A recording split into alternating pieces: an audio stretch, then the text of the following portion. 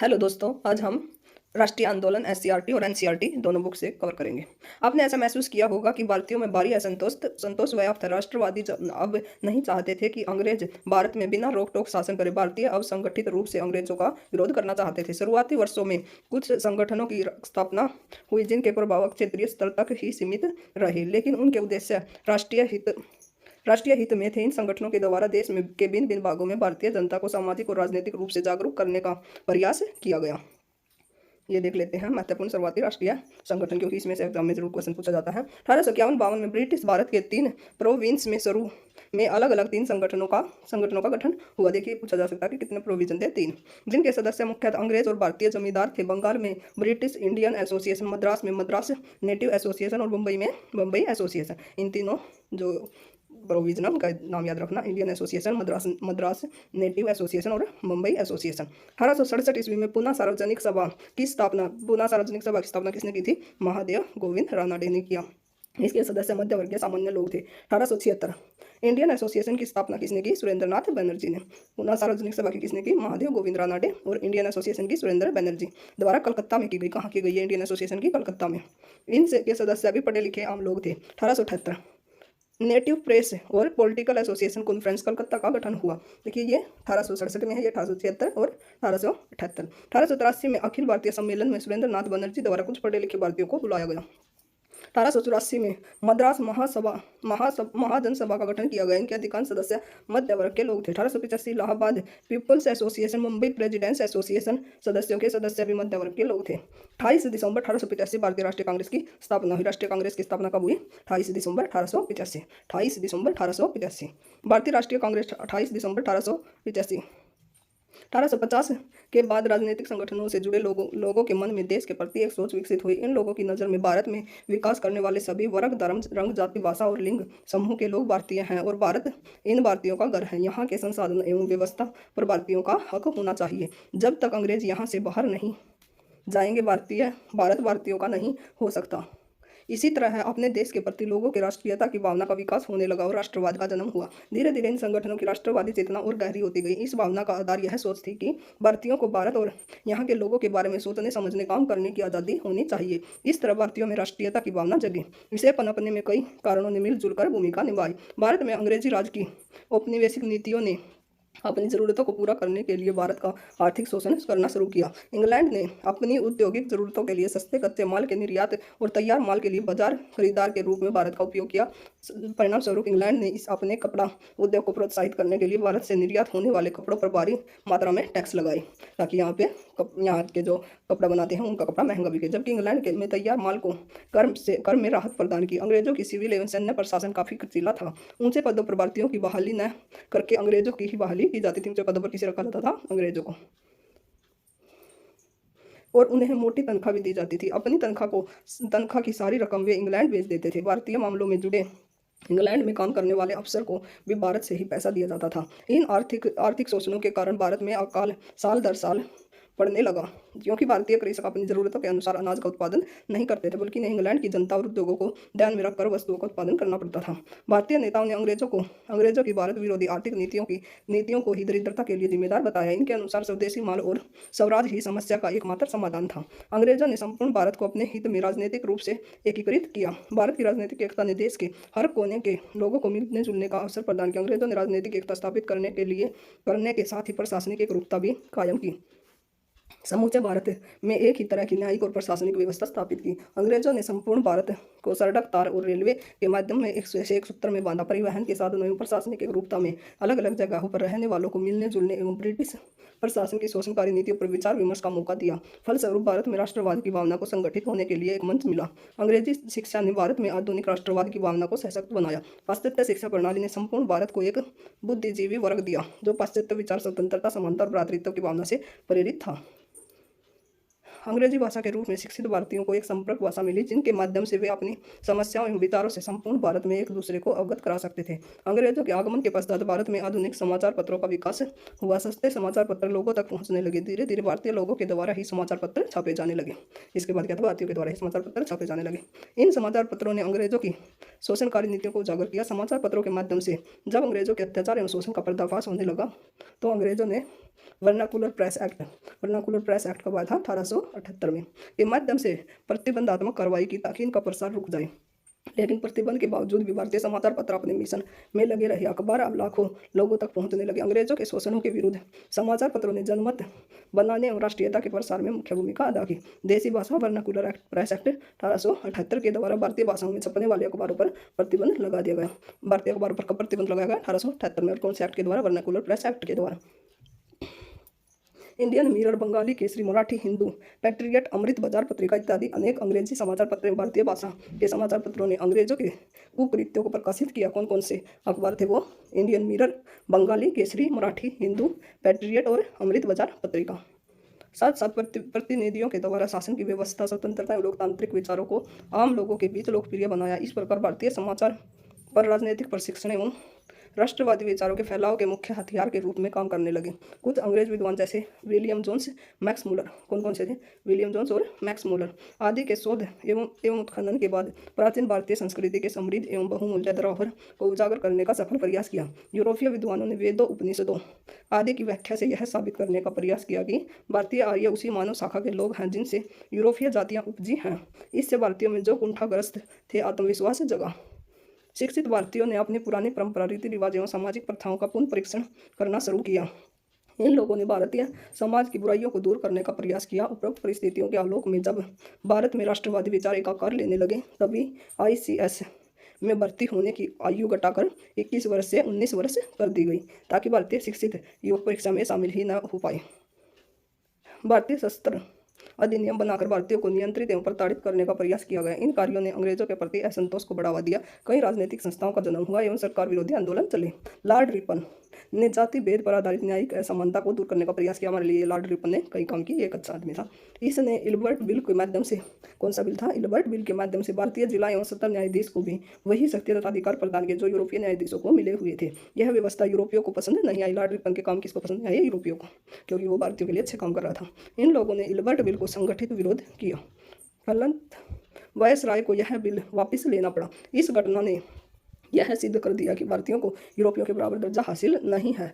साथ ही संगठित विरोध के बाद सरकार किसी निर्णय को वापस लेने पर बाध्य हो सकती है। इस प्रकार उपरोक्त सारे कार्यों एवं परिस्थितियों ने राष्ट्रवादी भावना के साथ एक राष्ट्रीय संगठन की आवश्यकता को अपरिहार्य बना दिया। 28 दिसंबर 1885 को भारतीय राष्ट्रीय कांग्रेस की स्थापना मुंबई के गोकुलदास कॉलेज में, कौन से कॉलेज में? गोकुलदास कॉलेज के हॉल में भारत के विभिन्न भागों से कितने प्रतिनिधि आए? 72 के द्वारा की गई। कांग्रेस के शुरुआती नेताओं ने दादा भाई नौरोजी, फिरोज शाह मेहता, बदरुद्दीन तयकजी, WC बनर्जी, RC दत्त और एक साल बाद शामिल होने वाले सुरेंद्रनाथ बनर्जी जैसे पढ़े लिखे और दूरदर्शी व्यक्ति थे। अब ये पूछा जा सकता है कि पहली बैठक में कौन शामिल नहीं थे, तो उसमें हमारा आंसर क्या होगा? सुरेंद्रनाथ बनर्जी। और शामिल कौन कौन थे? दादा भाई नौरोजी, फिरोज शाह मेहता, बदरुद्दीन तैयबजी, WC बनर्जी, RC दत्त और दूरदर्शी व्यक्ति थे। नेताओं ने दूरदर्शिता का परिचय देते हुए A.O. हुम जैसे अवकाश प्राप्त अंग्रेज अधिकारी को अपना मुख्य संगठनकर्ता बनाया। इस संगठन का मुख्य कार्यकर्ता कौन था? A.O. हुम।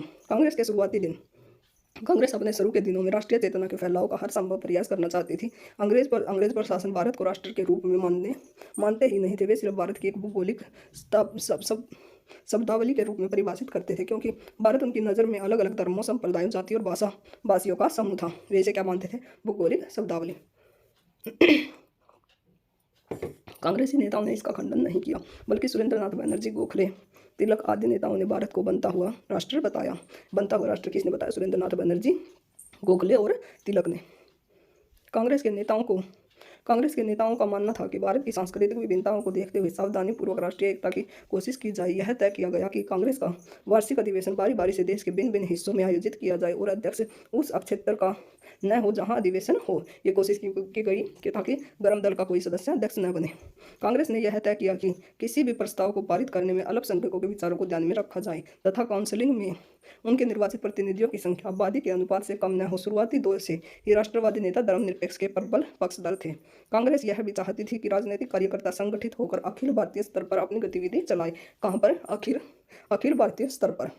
कांग्रेस में शुरुआती दिनों में बिहार के प्रतिनिधि ये हमारे लिए काफ़ी महत्वपूर्ण हो सकता है बीपीएससी के एग्जाम के लिए। कांग्रेस की स्थापना के समय बिहार में कोई प्रतिनिधि तो शामिल नहीं था, लेकिन कलकत्ता के दूसरा अधिवेशन कब हुआ था? 1886 में। कुल 16,000 रुपये खर्च हुए। कितने रुपये खर्च हुए? 16,000, जिसमें 2500 रुपये का सहयोग अकेले दरभंगा महाराज महाराज लक्ष्मेश्वर सिंह द्वारा किया गया। किसके द्वारा? दरभंगा महाराज लक्ष्मेश्वर सिंह द्वारा किया गया। हथुआ और डुमराव महाराज ने भी सहयोग प्रदान किया। देखिए क्वेश्चन पूछा जा सकता है कि दरभंगा के महाराज कौन थे? लक्ष्मेश्वर सिंह। हथुआ और डुमराव महाराज के ने भी सहयोग किया। द्वितीय अधिवेशन में डेलीगेट के रूप में बिहार से शालिग्राम सिंह, बिहार से कौन थे? शालिग्राम सिंह और विश्वेश्वर सिंह कुल्हाड़िया स्टेट, जिनके नाम पर ही BN कॉलेज है। BN कॉलेज का नाम किसके नाम पर है? शालिग्राम सिंह और विश्वेश्वर नाम के शामिल हुए थे। और पूर्णेंदु नारायण सिन्हा और गजाधर प्रसाद जो पेशे से वकील थे। गोपाल कृष्ण गोखले, जहाँ तक हो सके हमें ज़्यादा से ज़्यादा लोगों में राष्ट्रीय चेतना पैदा करनी चाहिए और इसे बढ़ावा देना चाहिए, ताकि धर्म, जाति, वर्ग की विभिन्नताओं को परे रखकर वे एकजुट हो सके। शुरू में कांग्रेस के लिए जन आंदोलन, लामबंदी आदि चलाना नामुमकिन था, अतः उन्होंने राजनीतिक चेतना जगाने और जनमत बनाने के लिए मध्य वर्गीय लोगों से संपर्क शुरू किया, जो धीरे धीरे आम लोगों तक पहुँच गया। दादा भाई नौरोजी, हम यहाँ एक राजनीतिक संगठन के रूप में इकट्ठे हुए हैं ताकि हम अपनी राजनीतिक आकांक्षाओं से अपने शासकों को अवगत करा सकें। ये किसके थे विचार? दादा भाई नौरोजी। WC बनर्जी, कांग्रेस का उद्देश्य भाईचारे के माध्यम से भारतीय जनता के बीच सभी तरह के जाति, वर्ग और क्षेत्रीय पूर्वग्रहों को समाप्त करना और देश के लिए काम करने वालों के बीच भाईचारे और दोस्ती का और मजबूत बनाना है। कांग्रेस के नेताओं ने लोगों को यह समझाया कि हम एक राष्ट्र हैं और उपनिवेशवाद हमारा दुश्मन है, इसी दुश्मन के खिलाफ हमारा संघर्ष है। यह सही है कि उन समय के नेताओं ने ब्रिटिश शासन के खिलाफ कोई जन आंदोलन नहीं चलाया था, लेकिन उन्होंने उपनिवेशवाद के खिलाफ वैचारिक लड़ाई की शुरुआत अवश्य की। कांग्रेस ने तत्कालीन राजनीतिक विचारधाराओं, सामाजिक वर्गों और समूहों को अपने साथ जोड़कर राष्ट्रवाद को आंदोलन के रूप में स्थापित किया। इस प्रकार कहा जा सकता है कि कांग्रेस ने अपने प्रारंभिक अवस्था में लोकतांत्रिक एवं धर्मनिरपेक्ष आंदोलन की आधारशिला रखी, जनता में राजनीतिक चेतना पैदा की और उसे राजनीतिक रूप से शिक्षित किया। अपने प्रथम 20 वर्षों में कांग्रेस ने आंदोलन की जमीन तैयार करने का काम किया। स्वराज की चाहत, 19वीं सदी के अंतिम दशक आते आते कांग्रेस के ही बहुत सारे नेता ब्रिटिश शासन विरोधी राजनीतिक तौर तरीकों से असहमत दिखने लगे। वे कांग्रेस की प्रार्थना और प्रतिवेदन की नीति से प्रबल विरोधी थे। ये कौन थे? गरम दल के नेता। इस तरह की विचारधारा का नेतृत्व बंगाल में कौन थे? विपिन चंद्र पाल। पंजाब के कौन थे? लाला लाजपत राय। और महाराष्ट्र के बाल गंगाधर तिलक। देखिए क्वेश्चन याद रख लेना कि बंगाल से कौन थे? विपिन चंद्र पाल। देखिए इसमें भी है और इसमें भी। पंजाब के कौन थे? लाला लाजपत राय। महाराष्ट्र के बाल गंगाधर तिलक। बंगाल के विपिन चंद्र पाल, पंजाब के लाला लाजपत राय और महाराष्ट्र के बाल गंगाधर तिलक। इन्होंने प्रार्थना निवेदन की बजाय रचनात्मक कार्यों पर, आत्मनिर्भरता पर जोर दिया। इन्हें अंग्रेजों की न्यायप्रियता एवं नेक इरादे पर कोई भरोसा नहीं था। संगठन को ताकतवर और संगठित बनाना वे चाहते थे ताकि स्वराज के लिए अंग्रेजों से लड़ सके। तिलक ने नारा दिया। तिलक का नारा क्या था? स्वराज मेरा जन्मसिद्ध अधिकार है और मैं इसे लेकर ही रहूंगा। ये नारा किसका था? तिलक का। स्वराज मेरा जन्मसिद्ध अधिकार है और मैं इसे लेकर ही रहूंगा। इन नेताओं ने गांव गांव जाकर लोगों को संगठित किया और स्वराज के साथ साथ स्वदेशी की महत्ता पर भी बल दिया। प्रार्थना एवं प्रतिवेदन की नीतियाँ क्या है? बंग एवं स्वदेशी आंदोलन। बंग के बारे में पढ़ते हैं अब। लॉर्ड कर्जन ने राष्ट्रीय भावना को कमजोर करने के लिए 1905 में बंगाल के विभाजन का आदेश दिया। उस समय बंगाल के अंतर्गत बांग्लादेश, पश्चिम बंगाल, उड़ीसा, बिहार और झारखंड के प्रदेश थे। कौन कौन से प्रदेश थे? बांग्लादेश, पश्चिम बंगाल, उड़ीसा, बिहार और झारखंड के। अंग्रेजों का तर्क था कि चूंकि यह प्रांत काफी बड़ा है, तब प्रशासनिक सुविधा के लिए बंगाल का विभाजन अनिवार्य है। लेकिन इस विभाजन के पीछे छिपी हुई मंशा थी कि एकीकृत बंगाल, जो कांग्रेस अथवा राष्ट्रीय आंदोलनों का गढ़ था। राष्ट्रीय आंदोलनों का गढ़ कौन कौन सा था? बंगाल, पश्चिम बंगाल, उड़ीसा और बिहार, झारखंड।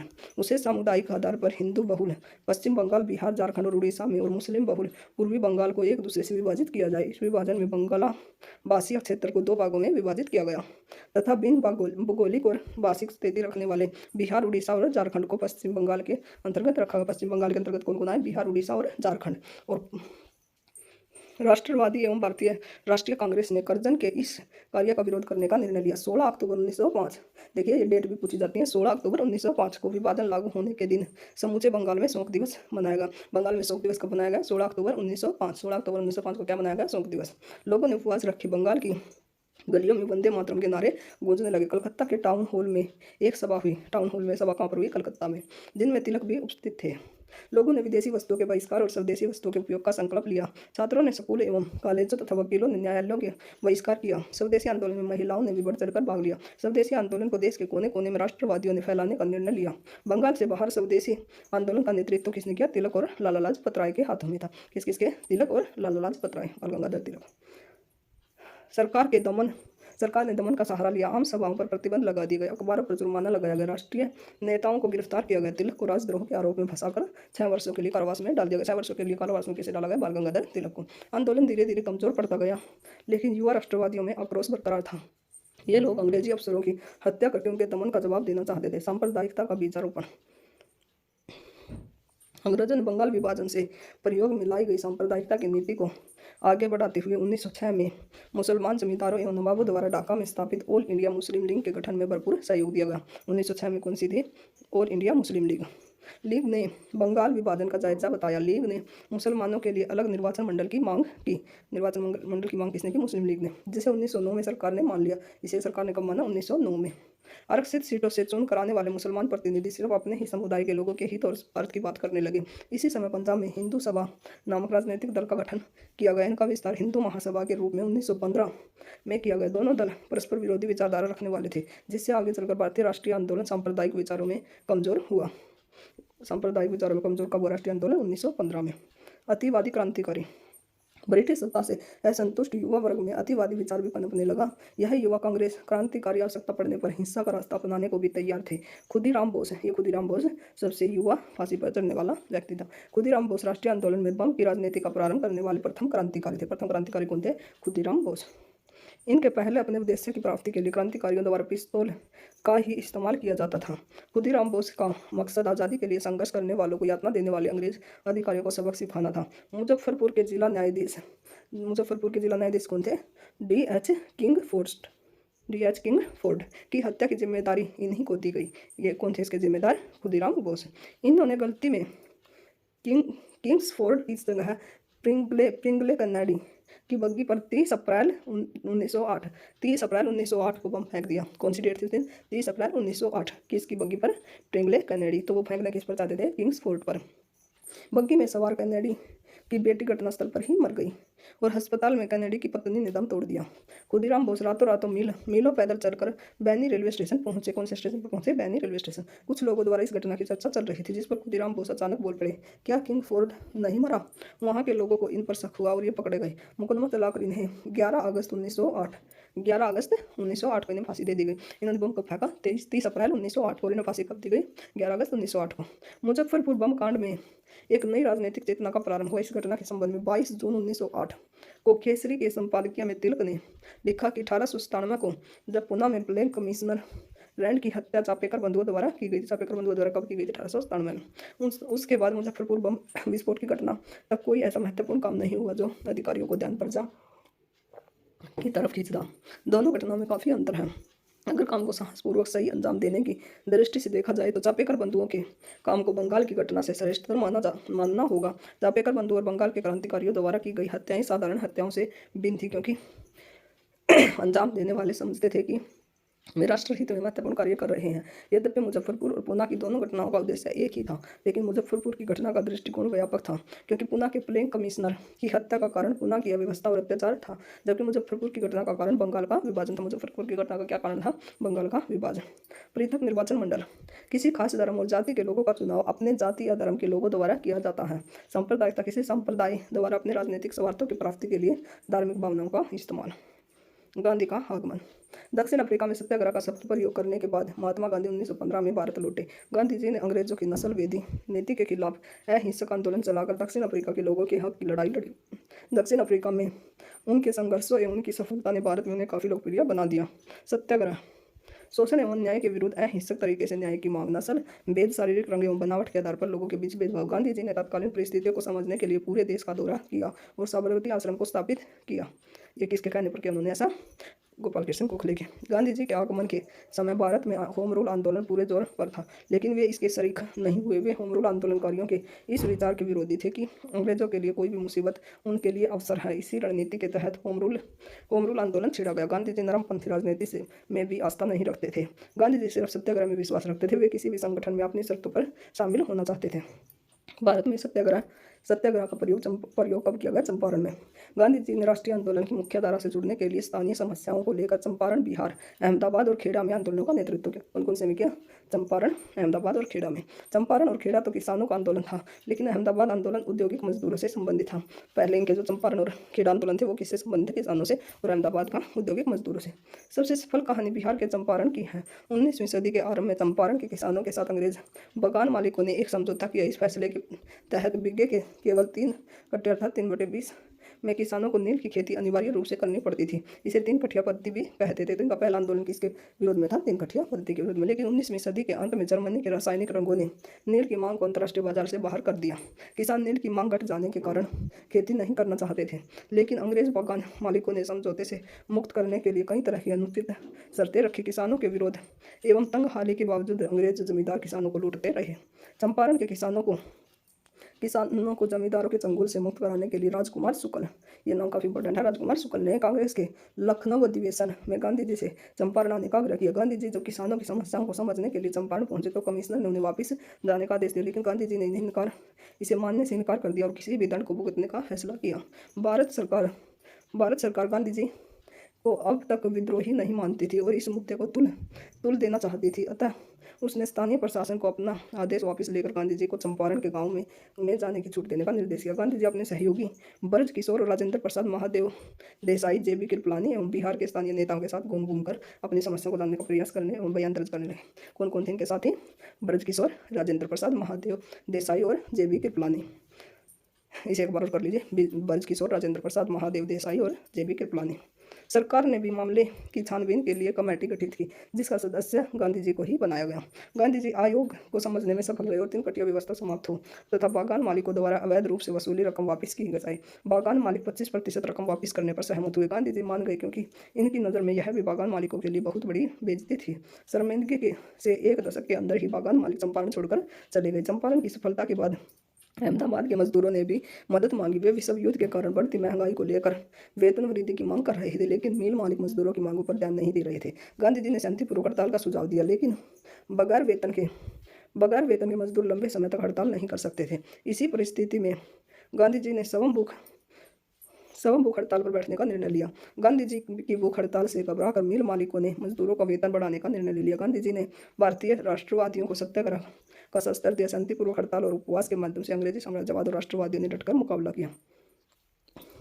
मोतिहारी में अपने प्रवेश पर कमिश्नर द्वारा पाबंदी लगाए जाने संबंधी सरकारी आदेश के उत्तर में मोतिहारी के जिलाधिकारी को 6 अप्रैल 1917 को, कितनी डेट थी? 6 अप्रैल 1917 को गांधी जी ने अपने पत्र में स्पष्ट शब्दों में कहा कि सार्वजनिक हित और जिम्मेदारी की भावना में विश्वास रखते हुए उनके लिए चंपारण जिला छोड़ना संभव नहीं है और सरकारी आदेश के उल्लंघन के लिए सरकार उन्हें जो भी सजा देगी वे उसे मानने के लिए सहर्ष तैयार है। रोलेट सत्याग्रह। राष्ट्रीय आंदोलन में प्रवेश के साथ ही जहां गांधी जी ने चंपारण, खेड़ा और अहमदाबाद के आंदोलन के माध्यम से लोगों को विरोध के लिए सत्याग्रह का आदेश दिया, वहीं प्रथम विश्व युद्ध के बाद उच्च असंतोष को दबाने के लिए अंग्रेजों ने दमन का सहारा लिया। उन्होंने मार्च 1919 में रोलेट एक्ट नामक कानून बनाया, जिसमें संदेह के आधार पर किसी व्यक्ति को अनिश्चित समय तक गिरफ्तार किया जा सकता है। गांधी जी ने रोलेट एक्ट के विरोध में 6 अप्रैल 1919 को राष्ट्रीय अपमान दिवस मनाने का निर्णय लिया। किस दिन? 6 अप्रैल 1919 को राष्ट्रव्यापी विरोध एवं प्रदर्शन हुए। इसी क्रम में पंजाब के 2 नेता सैफुद्दीन किचलू एवं सत्यपाल, ये नाम याद रखना, कि सैफुद्दीन किचलू और सत्यपाल को गिरफ्तार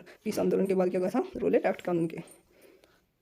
पंजाब के लोग विरोध प्रदर्शन के लिए 13 अप्रैल 1919 जलियांवाला बाग हत्याकांड कब हुआ था? 13 अप्रैल 1919 बैसाखी के दिन कोई बड़ी संख्या में जलियांवाला बाग अमृतसर में जमा हुए। लोग सभा कर ही गए थे कि पुलिस ने बिना चेतावनी के भीड़ पर गोली चलानी शुरू कर दी।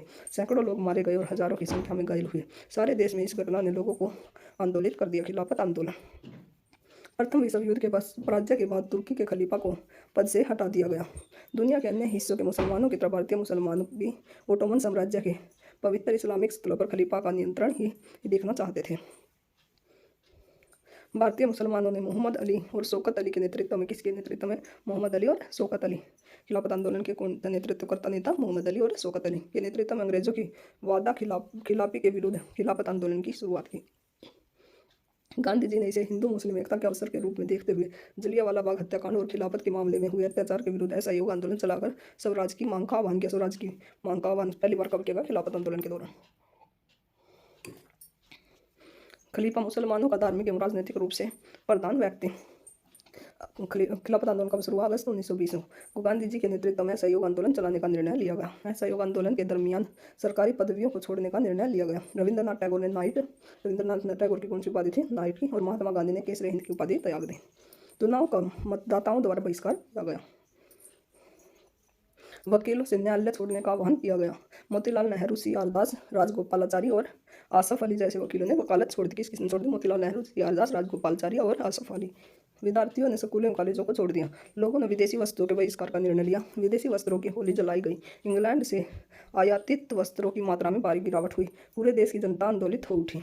जन भागीदारी। देश के भिन्न भिन्न हिस्सों में लोगों ने गांधी जी के विचारों को स्थानीय मुद्दों से जोड़कर आंदोलन चलाया। खेड़ा कहाँ पर है? गुजरात में। खेड़ा के किसानों ने अंग्रेजों द्वारा थोपे गए लगान के खिलाफ आंदोलन चलाया। तमिलनाडु में शराब दुकानों की घेराबंदी। तमिलनाडु में किसकी घेराबंदी की गई? शराब दुकानों की। आंध्र प्रदेश में वन सत्याग्रह। तो पंजाब में अकालियों ने गुरुद्वारे में बैठे हुए भ्रष्ट महंतों को हटाने के लिए आंदोलन चलाया। असहयोग आंदोलन का बिहार में, ये लाइन देखिए काफी इंपॉर्टेंट है। तमिलनाडु में शराब की दुकानों की घेराबंदी, आंध्र प्रदेश में वन सत्याग्रह, पंजाब में अकालियों ने गुरुद्वारे में बैठे हुए भ्रष्ट महंतों को हटाने के लिए आंदोलन चलाया। असहयोग आंदोलन का बिहार में भी जबरदस्त प्रभाव था। बृजकिशोर प्रसाद के सुझाव पर स्वराज के मुद्दे को ही असहयोग आंदोलन में शामिल किया गया। किसके प्रस्ताव पर? बृजकिशोर। मजहरूल हक ने राष्ट्रीय आंदोलन की गतिविधियों को संचालित करने के लिए ठहरू मियाँ की जमीन पर बिहार विद्यापीठ एवं सदाकत आश्रम की स्थापित किया गया। जमीन किसकी थी? ठहरू मियाँ की। बिहार विद्यापीठ एवं सदाकत आश्रम ये कब स्थापित किए गए थे? खिलाफत आंदोलन के दौरान। बिहार विद्यापीठ और सदाकत आश्रम। मजहरूल हक ने असहयोग के कार्यक्रम के प्रचार एवं हिंदू मुस्लिम एकता कायम करने के उद्देश्य से दी मदरलैंड नामक अखबार सदाकत आश्रम से निकाला गया। सदाकत आश्रम से कौन सा अखबार निकाला गया? दी मदरलैंड। 22 दिसंबर 1921 को ब्रिटिश युवराज को पटना में आगमन हुआ। पटना में आगमन युवराज का ब्रिटिश युवराज का कब हुआ? 22 दिसंबर 1921। उस दिन शहर में हड़ताल मनाई गई। असहयोग आंदोलन अपने चरमोत्कर्ष पर आते आते हिंसक हो गया। 5 फरवरी 1922 को आंदोलनकारियों की भीड़ में चोरी चौरा पुलिस थाना पर हमला कर 22 पुलिसकर्मियों को जिंदा जला दिया गया। चोरा चोरी हत्याकांड कब हुआ? 5 फरवरी 1922 को। गांधी जी हिंसक आंदोलन के खिलाफ थे, फलंतु उन्होंने 6 फरवरी 1922 को आंदोलन समाप्ति की घोषणा कर दी। झंडा सत्याग्रह का प्रारंभ कब हुआ? 13 अप्रैल 1923 को से शुरू हुआ, जब अंग्रेजी प्रशासन ने लोगों को झंडा लेकर चलने से रोक दिया। कांग्रेसियों ने हुक्म मानने से इनकार कर दिया और नागपुर में सत्याग्रह करने का निश्चय किया। झंडा सत्याग्रह कहाँ पर हुआ था? नागपुर में। न्यायाधीश के मनाही पर भी डॉक्टर एसपी ने भीड़ पर हमला बोल दिया। कई लोगों गिरफ्तार किए गए। जमना लाल बजाज कमेटी ने 1 मई 1923 से झंडा सत्याग्रह करने का निश्चय किया। तो झंडा सत्याग्रह किसके द्वारा किया गया? जमनालाल बजाज कमेटी द्वारा। सत्याग्रह में देश के अन्य हिस्सों के साथ साथ बिहार के लोग भी गए। यह आंदोलन 109 दिनों तक चला और 1560 सत्याग्रहियों को सजा हुई। इसमें कितने सत्याग्रहियों को सजा हुई? 1560। धीरे धीरे सरकार का रुख नरम हुआ और तिरंगा लेकर चलने की आज्ञा दे दी।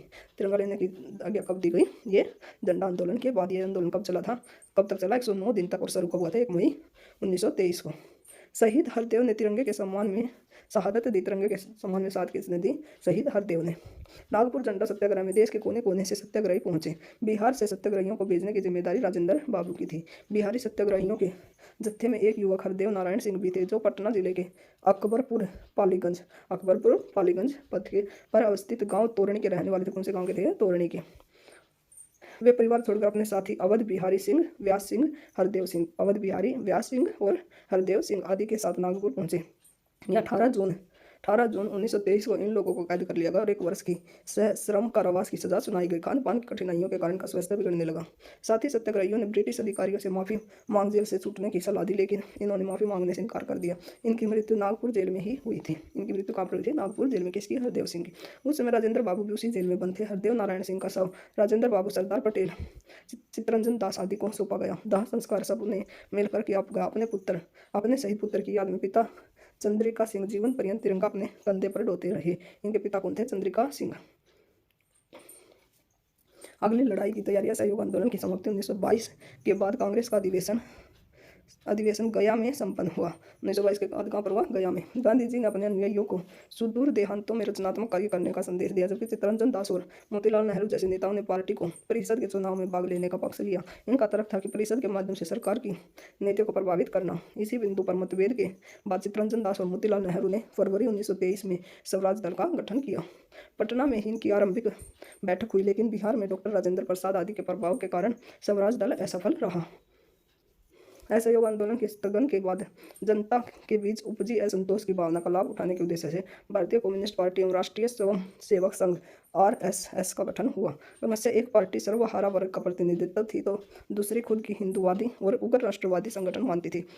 इसी दौरान सरदार भगत सिंह जैसे क्रांतिकारी राष्ट्रभक्तों ने socialist Republican army Hindustan Socialist Republican army की स्थापना किसने की थी? सरदार भगत सिंह ने का गठन किया। इसी दशक के अंतिम वर्ष में जवाहरलाल नेहरू की अध्यक्षता में पूर्ण स्वराज का प्रस्ताव भी पारित हुआ। 26 जनवरी 1930 को लाहौर में रावी के तट पर स्वतंत्रता दिवस मनाया गया। स्वतंत्रता दिवस कब मनाया गया? 26 जनवरी 1930 को। कौन सी नदी पर? लाहौर में रावी नदी के तट पर। जब बिहार के सपूत ने भगत सिंह की हत्या के जिम्मेदार को मार डाला बैकुंठ शुक्ल ने किसे मारा जाना? जो भगत सिंह की हत्या का जिम्मेदार था। बैकुंठ शुक्ल का जन्म 1910 ईस्वी में मुजफ्फरपुर, अब कहाँ पर वो, वैशाली में, के जलालपुर गांव में हुआ था। इन्होंने प्राथमिक शिक्षा अपने गांव में ही ग्रहण की थी।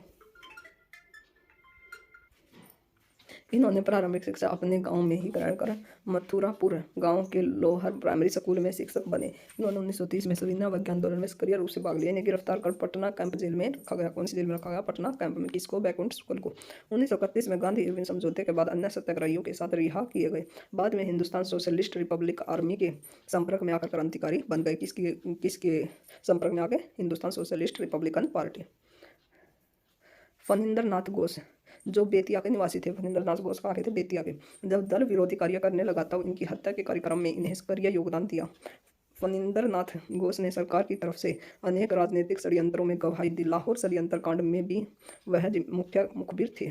इसने 1930 में भगत सिंह, राजगुरु और सुखदेव के खिलाफ गवाही दी थी। भगत सिंह, राजगुरु और सुखदेव के खिलाफ गवाही किसने दी थी? फणींद्र नाथ घोष ने, जिसके कारण ही उन्हें फांसी की सजा हुई थी। फणींद्र नाथ घोष पर हमला बैकुंठ शुक्ल और चंद्रमा सिंह ने 9 नवंबर 1932 को हुआ, जब वह मीना बाजार की अपनी दुकान के सामने बैठकर अपने दोस्त के साथ बातचीत कर रहे थे। इस पर हमला धारदार हथियार से हुआ। घायल फणींद्र नाथ 17 नवंबर 1932 को मर गए। 17 नवंबर 1932 को कौन बन गए? फणींद्र नाथ। भागते वक्त बैकुंठ शुक्ल का झोला छूट गया, जिससे रखी धोती ने बैकुंठ शुक्ल तक पुलिस को पहुंचने में मदद की। बैकुंठ शुक्ल 6 जुलाई 1933 को सोनपुर हाजीपुर पुल के पास पुलिस दल द्वारा गिरफ्तार किए गए। 6 जुलाई 1933 को सत्र न्यायालय के बैकुंठ शुक्ल को फांसी की सजा दी गई। उच्च न्यायालय ने भी सजा बरकरार रखी। 14 मई 1934 को गया जेल में इन्हें फांसी दी गई। कहाँ पर फांसी दी गई? गया जेल में। कब दी गई? 14 मई 1934 को। भारतीय कम्युनिस्ट पार्टी और आरएसएस की विचारधाराओं की चर्चा। दांडी मार्च। जब गांधी निकल पड़े नमक कानून तोड़ने के लिए, सरकार ने नमक के उत्पादन पर एवं बिक्री पर एकाधिकार स्थापित कर टैक्स लगाया, जिससे सरकार को अच्छी आमदनी होती थी। इस कानून से देश का हर व्यक्ति, गरीब अमीर, महिला पुरुष, ऊंच नीच प्रभावित था। गांधी जी ने नमक कानून को राष्ट्रीयता की भावना से जोड़ते हुए मानते थे कि यह प्राकृतिक प्रदत्त चीज है और बिना कर के सबके लिए सुलभ होना चाहिए था। गांधी जी ने नमक कानून के विरोध में सविनय अवज्ञा का निश्चय किया। इन्होंने अपने सहित 79 साथियों के साथ 12 मार्च 1930 को साबरमती आश्रम से दांडी समुद्र तट के किनारे कब किया? 12 मार्च 1930 को। नमक कानून तोड़ने निकल पड़े। 6 अप्रैल 1930 को दांडी पहुंचकर गांधी जी ने सार्वजनिक रूप से नमक इकट्ठा कर नमक कानून को तोड़ा। इन्होंने ये यात्रा कब आरंभ की थी? 12 मार्च 1930 को। पहुंचे कब? 6 अप्रैल 1930 को। कितने व्यक्ति इनके साथ थे? 79। गांधी जी ने पानी उबाल कर भी नमक बनाया। देखते देखते यह आंदोलन पूरे भारत में फैल गया। इस आंदोलन में किसानों, महिलाओं, आदिवासियों ने भी बढ़ चढ़कर हिस्सा लिया। प्रांतीय स्वायत्तता संघ के अंदर रहते हुए अपने राज्य क्षेत्र में जनहित में स्वतंत्र निर्णय लेने का अधिकार। सरकार ने दमनात्मक कार्रवाई करते हुए हजारों सत्याग्रहियों को जेल में डाल दिया, लेकिन उन्हें भी अब जनता की ताकत का एहसास होने लगा। 1935 में प्रांतीय स्वायत्तता अधिनियम के द्वारा प्रांतों में लोकप्रिय सरकार के गठन का प्रावधान किया गया। इसी प्रावधान के तहत 11 प्रांतों में से 7 प्रांतों में 1937 में कांग्रेस की चुनी हुई सरकार बनी। कितने प्रांतों में बनी? 7 में। और कितने प्रांत थे? 11। और कब बने? 1937 में। इसी प्रावधान के तहत तत्कालीन 11 प्रांतों में से 7 प्रांतों में 1937 में कांग्रेस की चुनी हुई सरकार बनी। 2 वर्ष बाद द्वितीय विश्व युद्ध छिड़ जाने के कारण कांग्रेस ने युद्ध के बाद भारत को आज़ाद करने की शर्त पर युद्ध में सहयोग की बात कही, लेकिन अंग्रेजी सरकार ने यह बात नहीं मानी, जिससे 1939 में कांग्रेसी सरकारों ने इस्तीफा दे दिया। 1939 में कांग्रेसी सरकारों ने क्या दे दिया? इस्तीफा। अंग्रेजी भारत छोड़ो 1942। द्वितीय विश्व युद्ध में से उपजी परिस्थितियों में महात्मा गांधी ने अंग्रेजों को भारत छोड़ने की चेतावनी दी। इसके लिए गांधी जी ने जनता को करो या मरो का नारा दिया। हालांकि गांधी जी ने मुंबई के ग्वालियर टैंक मैदान से 8 अगस्त को अहिंसक संघर्ष का भी आह्वान किया, लेकिन अंग्रेजी सरकार ने दमनात्मक कार्रवाई करते हुए गांधी जी सहित कांग्रेस के सभी वरिष्ठ नेताओं को जेल में डाल दिया। नेताओं की गिरफ्तारी के बाद जनता और उग्र हो गई। किसानों, विद्यार्थियों, महिलाओं की भागीदारी ने आंदोलन को काफी उग्र और ताकतवर बना दिया। सत्ता और संचार के प्रतीक चिन्हों पर कब्जा कर स्थानीय लोगों ने अपनी सरकार का गठन किया। बिहार में जब 80 थानों पर जनता का कब्जा हो गया। कितने थानों पर? 80 थानों पर। पटना जिला के पालीगंज, पटना जिले के कौन से जिले में? पालीगंज में जबरदस्त संगठन रहने के कारण थाना को झुकना पड़ा और 14 अगस्त को थाना में ताला लगा दिया गया। कितने अगस्त को? 14 अगस्त को। 15 अगस्त को दरोगा जी ने सोम इंकलाब जिंदाबाद का नारा लगाते हुए झंडा फहराया। कितने अगस्त को? 15 अगस्त को। आज ही के दिन एक जत्था उलार से अरवल की ओर बढ़ा जा रहा था। उस जत्था पर पुलिस की ओर से अचानक गोली चलाई गई, जिसमें रामकृत सिंह कोरडा रानीपुर के रहने वाले थे। कौन से? कहाँ के रहने वाले थे? कोरडा रानीपुर के। कौन? रामकृत सिंह की बाह में गोली लगी। वहां से उन्हें घायल अवस्था में पालीगंज अस्पताल में लाया गया, जहां उनकी मृत्यु हो गई। किनकी मृत्यु हुई? रामकृत सिंह की। इस बहादुर के हजारों व्यक्तियों ने गांजे बाजे के साथ महाबलीपुर के समीप सोन नदी में अंतिम संस्कार किया। कौन सी नदी में? सोन नदी में। और ये नदी, सोन नदी कहाँ पर है? महाबलीपुर के पास। अंग्रेजों ने दमन का सहारा लेते हुए 90,000 लोगों को गिरफ्तार कर जेल में डाल दिया गया। कितने लोगों को? 90,000। हजारों लोग पुलिस की गोली से मारे गए। बहुत जगह पर हवाई जहाज से भी गोलियां बरसाई गई, लेकिन अंग्रेजी सरकार को आंदोलन ने झुकने पर बाध्य कर दिया। ये पत्थर देख लीजिए। 1942 के भारत छोड़ो आंदोलन के दौरान पटना के हालात को दर्शाते हुए एक चिट्ठी, जिसे डॉक्टर UN शाही ने अपनी नवविवाहित पत्नी को भेजा। किसने भेजा है? डॉक्टर UN शाही ने। वंदे मातरम पटना। ये पत्र कब भेजा गया है? 31 अगस्त 1942 को। कई दिन हुए मेरी चिट्ठी मिली, पर पत्रोत्तर उत्तर दे सका था। तेरी चिट्ठी मिली पर पत्रोत्तर नहीं उत्तर दे सका। इसका कारण तो आत्मविस्मरण ही कहा जाएगा, और दूसरा उसे तुझ तक पहुंचाने के साधन की कमी। रामफल बा के आगमन ने दूसरे का हाल दे दिया। अतः कुछ लिखने बैठा हूँ। अब तक किसी तरह शरीर से अच्छा रहा हूँ, किंतु यह नहीं कहा जा सकता कि यह कितने दिनों के लिए है। यूं तो यह कहना अत्यंत कठिन है कि कब किसको क्या होगा, पर आज की दुनिया में यह बिल्कुल एक असंभव सा हो गया है। किसी के जान माल का कोई ठिकाना नहीं है। उससे उसकी बात क्या पूछना, जिससे पंडित जवाहरलाल नेहरू के शब्दों में अपनी छोटी नैया को जला दी और समुद्र की उछलती कूदती पागल तरंगों पर कूद गया। उसे नहीं मालूम कि उसकी क्या गति होगी। गत 8 तारीख को ही यहाँ के सभी कॉलेजों में ताला लग गया है। अब तो महाविद्यार्थियों की जगह गोरे सिपाही डटे हैं। यहाँ की और खबरें चाचा जी सबसे सुन लेना। अभी कोई खास हल्ला गुल्ला यहाँ नहीं है। सेक्रेटरी पर झंडा फहराने में गोलियां चली और हम में से 11 वीर शहीद हो गए, 22 घायल हो गए। इन वीरों को मृत आत्मा की पुकार ने यहाँ की जनता में आग लगा दी, और आगे की बात क्या पूछना। सरकार को हर एक काम बंद हो गया। गोली हंसते हंसते सहने वालों में मेरा एक पुराना साथी भी था, और वह यहाँ मेरे ही साथ एक रूम में रहता था। पर इसकी मुझे तकलीफ नहीं, परंतु गौरव है। बहुत ने लाठियाँ खाई, कोड़े सही। बड़ी माँ के भतीजे के लड़के ने भी लाठियों से सर फोड़वाया। रामू 11 तारीख को ही गिरफ्तार कर लिया गया। पटने की ही बात नहीं है, देश के कोने कोने से यही रास रचा है। एक तरफ निहत्थी जनता अपने मानवोचित अधिकार के लिए एहसात्मक तरीके से लड़ाई लड़ रही है, दूसरी ओर आधुनिक अस्त्र शस्त्रों से सुसज्जित दानवीय शक्ति बंदूक, मशीन गनों और बम्बों से उन्हें दबाने की भरपूर चेष्टा कर रहे हैं। फिर शहीदों की संख्या की गणना क्या? मुझे विश्वास है कि हमारी कुर्बानी कभी नहीं सफल नहीं जाएगी। यहाँ एक ऐसी आग जली है जो ब्रिटिश साम्राज्यवाद को अवश्य ही खाक में परिणत कर देगी। अंग्रेजों का पाप और अनाचार अपनी पराकाष्ठ पर पहुंच चुका है। अब अवश्य ही इसका अंत होगा, और अधिक लिखने का मौका नहीं है। मैं गत 13 तारीख से करीब नजरबंद हूँ। यह मुझे बुरी तरह खलती है। देखो क्या होना है। तुमसे अलग होते समय मैंने तुम्हें इन्हीं बातों को ध्यान में रखकर न्याय और बलिदान की कुछ कहानियां कही थी, समझाया भी था। किसी पत्र में भी कुछ लिखा था, उन्हें ही याद रखो। त्याग ही संसार की सबसे बड़ी अनुभूति है। पुराने आदर्शों की स्मृति और आज के दृश्य मुर्दों के भी दिल में आग जलाने के लिए काफ़ी है। फिर हम तो जिंदों में हैं। ईश्वर हमें भी इसके लिए भी दिल दे, दिमाग दे और साहस से त्याग और बलिदान की भावना दे। बिहार में भारत छोड़ो। 8 अगस्त को भारत छोड़ो प्रस्ताव पारित होने के अगले दिन पटना के जिलाधिकारी डब्ल्यू जी आर्चर ने राजेंद्र प्रसाद को गिरफ्तार कर लिया। कब गिरफ्तार किया? 8 अगस्त को। 8 अगस्त 1942 को। 11 अगस्त को विद्यार्थियों के एक जुलूस ने सचिवालय भवन के सामने विधानमंडल के भवन पर राष्ट्रीय झंडा फहराने का प्रयास किया। अधिकारियों के आदेश पर पुलिस फायरिंग में 7 छात्र मारे गए और अनेक घायल हुए। मरने वाले छात्रों में उमाकांत सिंह, रामानंद, सतीश प्रसाद झा, देवीपत चौधरी, राजेंद्र सिंह और राम गोविंद सिंह जगपति कुमार थे। स्वतंत्रता प्राप्ति के बाद इस स्थान पर शहीद स्मारक का निर्माण हुआ। इसका अनावरण देश के प्रथम राष्ट्रपति, किसने किया? प्रथम राष्ट्रपति कौन थे? राजेंद्र प्रसाद द्वारा किया गया। आज़ाद हिंद फौज 1942-43 में जब भारत छोड़ो आंदोलन शिथिल हुआ, तब भारत की सीमाओं के बाहर जय हिंद और दिल्ली चलो की आवाज़ गूंज उठी। ये नारा किसने दिया था? सुभाष चंद्र बोस ने, जिसमें देशवासियों को साहस से भर दिया। नेताजी सुभाष चंद्र बोस अंग्रेजों की आंख में धूल झोंककर 1941 में अफगानिस्तान के रास्ते जर्मनी पहुंचे, वहां से जापान गए और जुलाई 1943 में आज़ाद हिंद फौज को फिर से संगठित किया। इनकी बागडोर संभालने के बाद 1943 में नेताजी ने आज़ाद हिंद सरकार की स्थापना की। इनके नेतृत्व में आज़ाद हिंद फौज इम्फाल तक आ पहुंची और भारत की लगभग 250 वर्ग मील जमीन को आज़ाद करा लिया। लेकिन कई कारणों से इसे पीछे हटना पड़ा। हिरोशिमा नागासाकी पर अणु बम गिराए जाने के बाद जापान के साथ साथ आज़ाद हिंद फौज को भी आत्मसमर्पण करना पड़ा। सेना के अफसरों को बंधक बनाकर उन पर मुकदमा चलाने का निश्चय किया गया। सबसे पहले तीन वरीय अफसर शाह नवाज डिल्लन और सहगल पर मुकदमा चलाया गया। इन अफसरों के बचाव में कांग्रेस आगे आई और देश के बड़े बड़े बैरिस्टर जिनकी Bhulabhai Desai, doctor doctor Katju, doctor Tej Bahadur सरफू और जवाहरलाल नेहरू शामिल थे, ने इस पर मुकदमा लड़ा। पूरे देश में इन वीरों के समर्थन में प्रदर्शन किए गए। फिर भी जजों ने इन्हें दोषी ठहराते हुए मृत्यु की सजा सुनाई। लेकिन अंग्रेजी सरकार को देश के वातावरण को देखते हुए इतनी हिम्मत नहीं हुई कि इन्हें फांसी दे सके। तीनों जनरल रिहा कर दिए गए। बाद में आज़ाद हिंद फौज के और लोग भी रिहा कर दिए गए। आज़ाद हिंद फौज का राष्ट्रीय गीत आप पढ़ लेना। जनता राज का लक्ष्य। अगस्त क्रांति में 80 थानों पर जनता का कब्जा, उनमें से 45 थाना क्षेत्रों में से 1 से 2 महीने तक चला। जनता राज अपनी शासन व्यवस्था और अपने कायदे कानून। जनता राज का दृष्टिकोण था कि गांव की रक्षा का प्रबंधन हो, आपसी झगड़े निपटाए जाए, मुकदमाबाजी रोकी, गरीबों और भूखों के लिए खाने पीने का इंतजाम किया गया। जनता राज का स्पष्ट लक्ष्य था कि अधिकार का उपयोग इस ढंग से करना कि जनता संतुष्ट दिखे, सबल बने और क्रांति की साधना करे।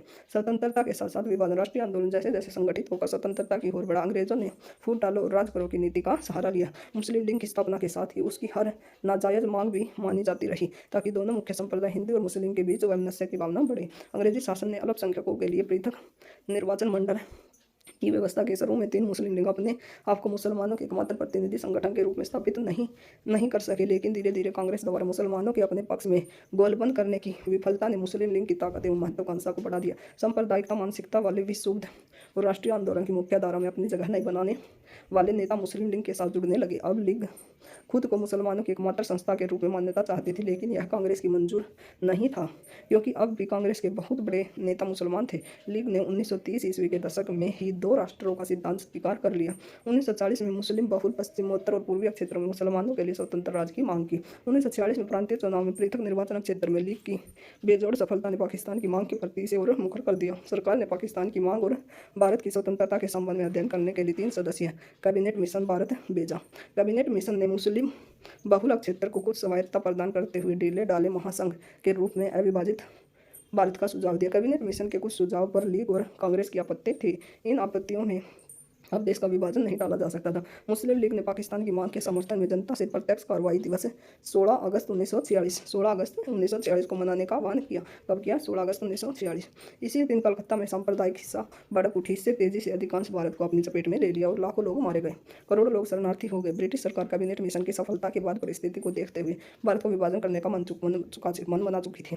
यह अंग्रेजों की फूट डालो की नीति का प्रकाश था कि अपने इस उद्देश्य की पूर्ति हेतु सरकार ने लॉर्ड माउंटबेटन को भारत भेजा। माउंटबेटन ने भारतीय स्वतंत्रता अधिनियम 1947 के प्रावधानों के अनुसार भारत को विभाजित करते हुए 14 अगस्त 1947 को पाकिस्तान और 15 अगस्त 1947 को भारत को स्वतंत्र कर दिया। हमारे राष्ट्रीय नेताओं को इसे स्वीकार करना पड़ा।